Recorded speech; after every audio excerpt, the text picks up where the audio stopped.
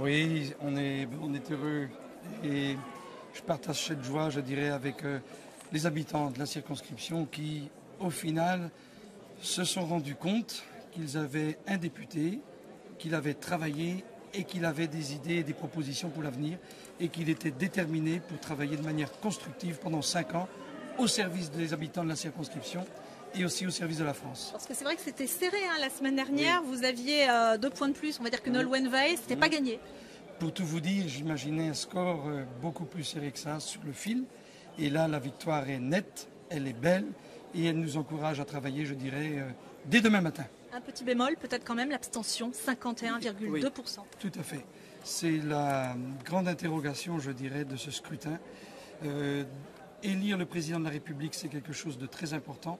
Mais élire les députés, c'est-à-dire les femmes et les hommes qui vont représenter les habitants à l'Assemblée nationale, c'est aussi quelque chose de très important.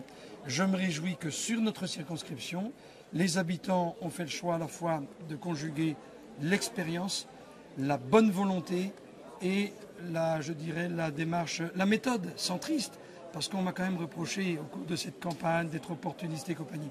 Finalement, les opportunistes n'étaient pas là où on les croyait. Moi, je suis centriste. C'est une méthode, c'est de travailler avec tous.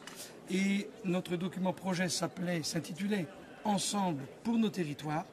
Il s'agit de travailler avec les maires. Moi, j'ai le plus profond respect pour les maires, les acteurs institutionnels, les chambres consulaires, les associations, société civile et aussi les représentants de l'État.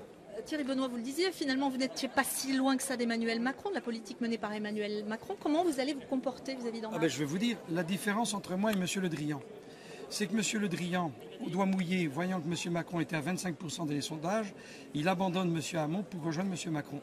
Moi, j'ai gardé ma ligne centriste et j'ai hâte de rencontrer le président de la République de nouveau et de travailler de manière constructive avec lui. Dès demain, vous serez à l'Assemblée à Paris ? Demain soir, au travail.